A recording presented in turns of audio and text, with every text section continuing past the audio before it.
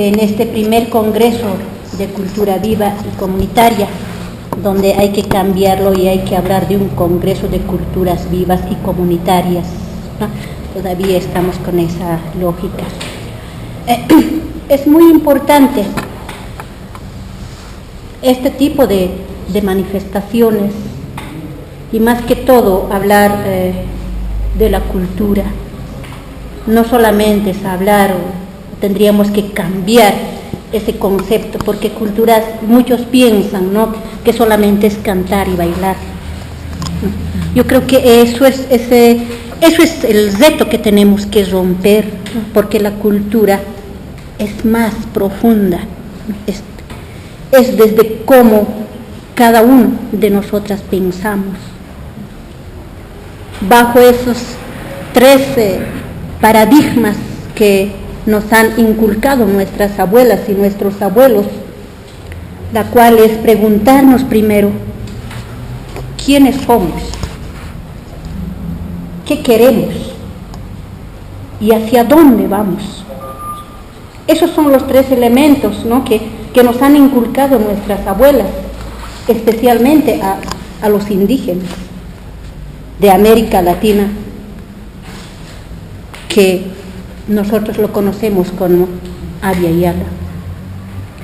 Eso es cierto que es muy importante siempre recordar lo que pasó, ver el presente y cómo proyectamos hacia el futuro. Pero desde las experiencias vividas, ¿no?, desde cómo nos han ido inculcando, es un diseño, ¿no?, de afuera que nos han impuesto, ¿no?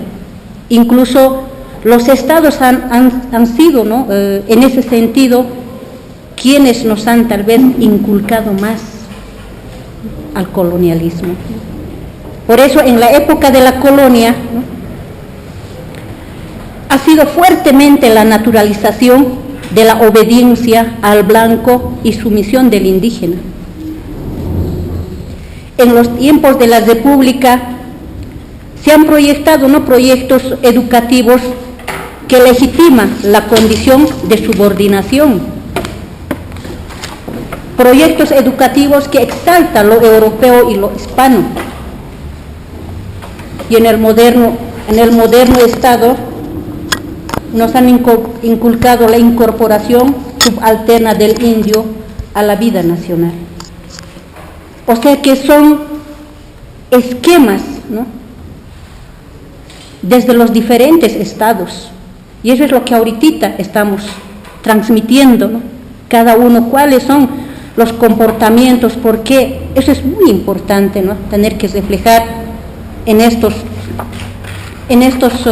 momentos donde estamos discutiendo, ¿no?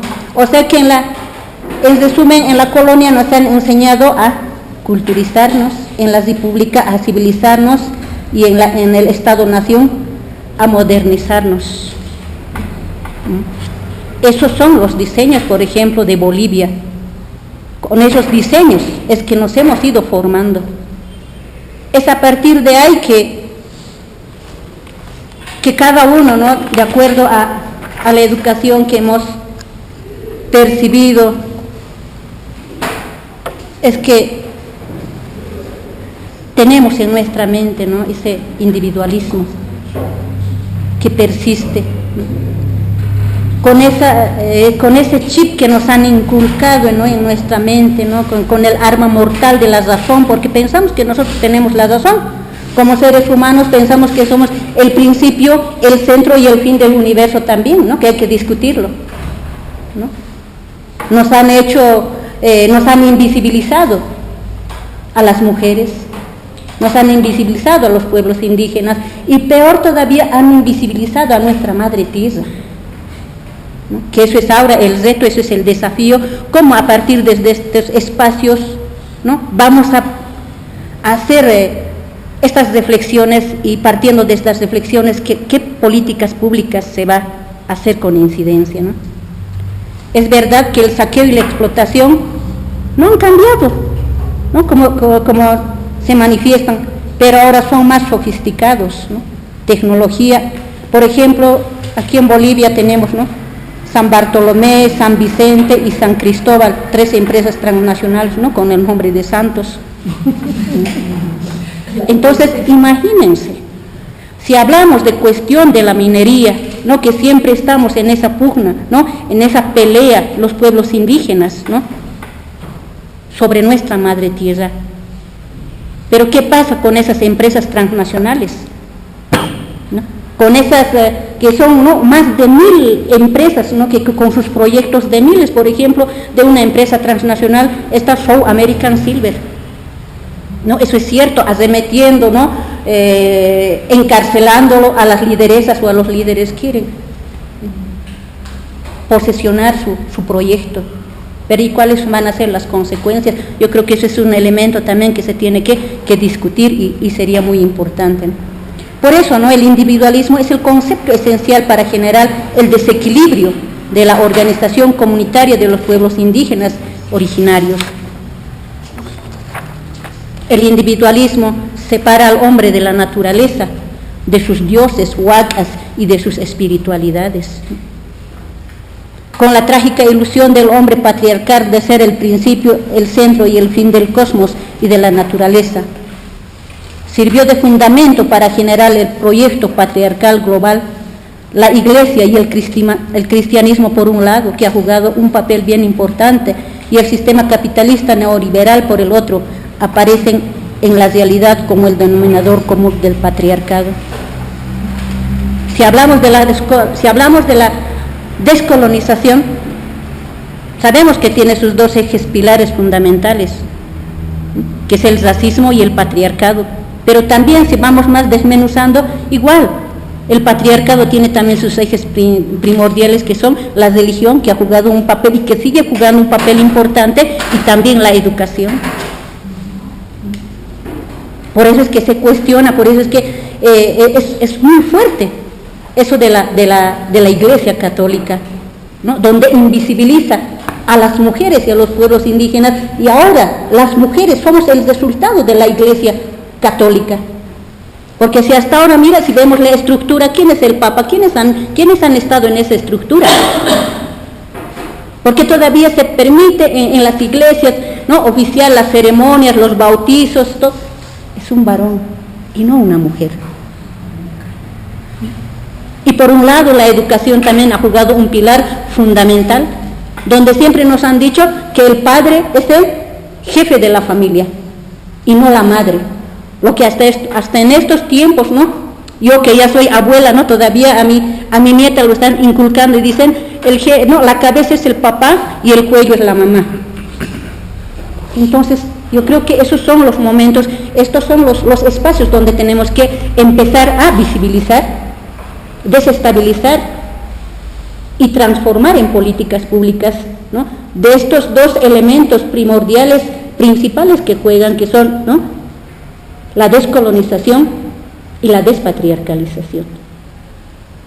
Yo creo que es muy importante, hermanas, hermanos, a partir de estos espacios, tener que empezar a reflexionar. Es que cómo esta estructura del neoliberalismo, del capitalismo, de la globalización de otros países nos han fraccionado, nos han fragmentado a la mínima expresión.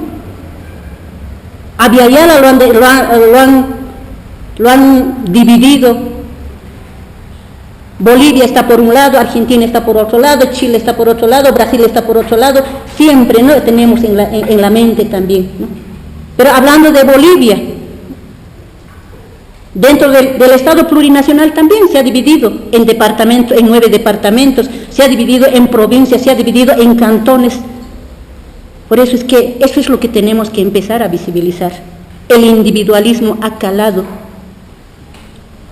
y está en nosotros. No nos hacen creer que la pelea es entre mujeres del campo y la ciudad. Después nos hacen creer que la pelea es entre el varón y la mujer, ¿eh?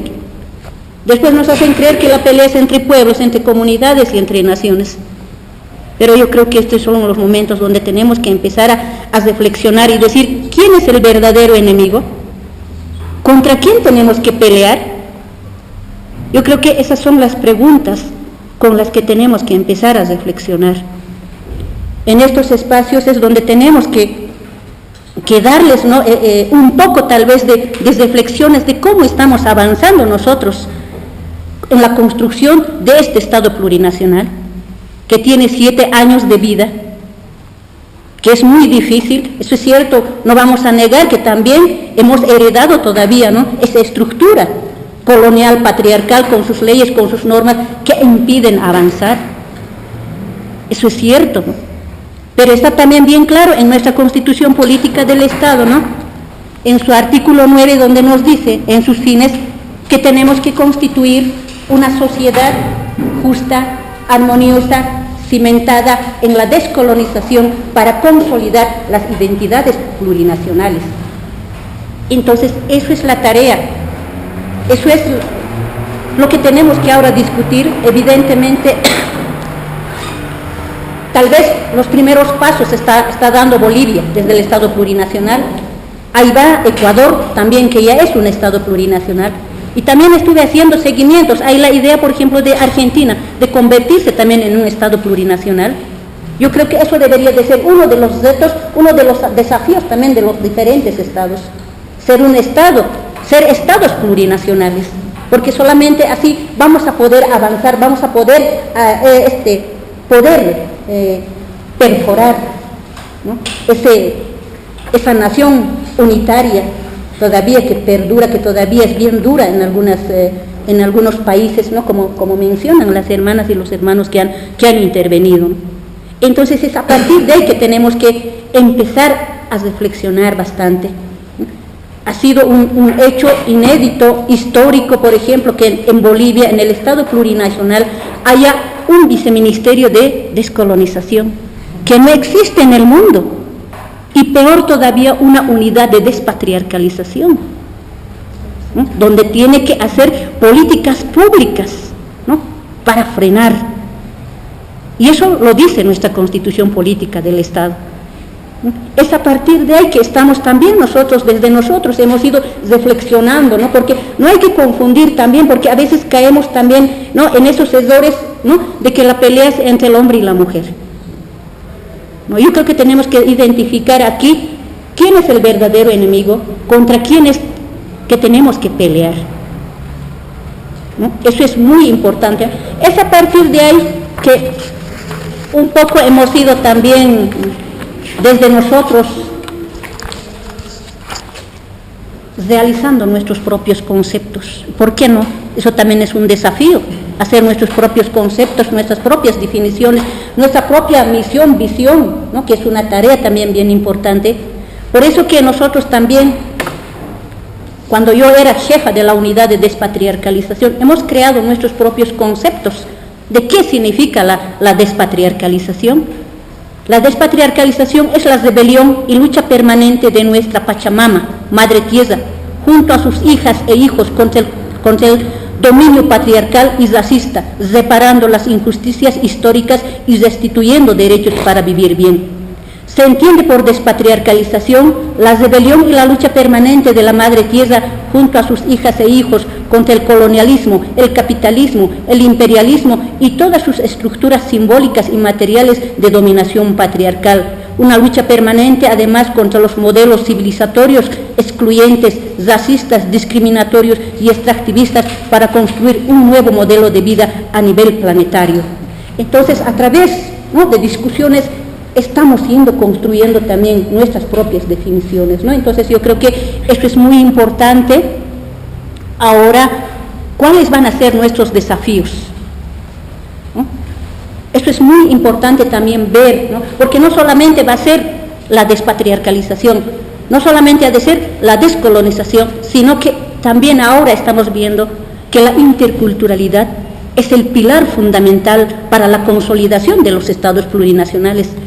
Y para eso, ¿qué tenemos que hacer? Estrategias, ¿no? Como ahora están viniendo a ver cómo desde Bolivia, ¿no?, las experiencias, los avances, los retos y los desafíos, cómo estamos empezando a construir, ¿no?, a consolidar este Estado plurinacional. Yo creo que esos son unas de las estrategias que también tendríamos que tomar, entre esos, por ejemplo, como políticas públicas o atribuciones del Viceministerio de Interculturalidad, Tenemos, por ejemplo, fomentar el diálogo intercultural entre las distintas naciones y pueblos indígenas originarios, campesinos, comunidades interculturales y afrobolivianas.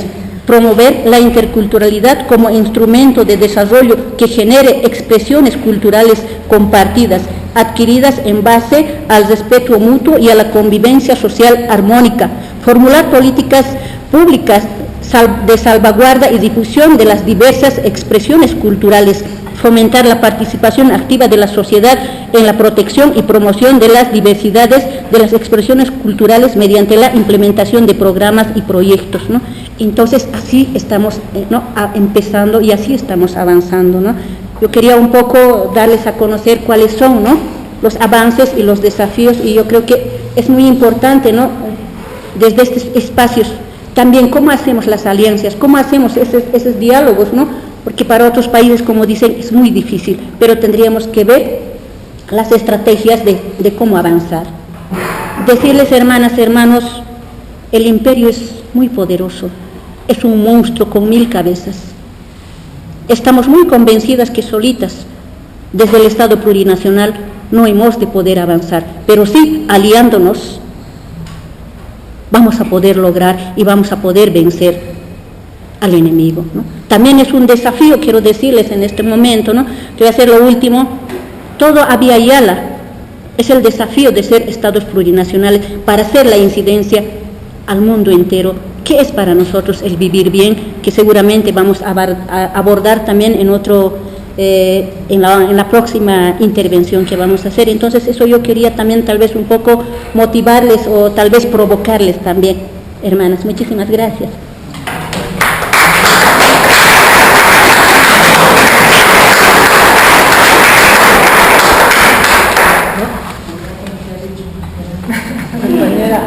Compañera, digamos, estamos todos de acuerdo en las cosas básicas, ¿no? Hemos ido complementándonos.